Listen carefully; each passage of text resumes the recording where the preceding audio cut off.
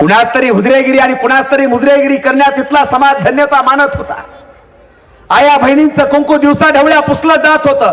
शेतकरी पिडला जात होता. उद्ध्वस्तानी बकाल झालेल्या महाराष्ट्राची अवस्था पाहण्यासारखी नव्हती.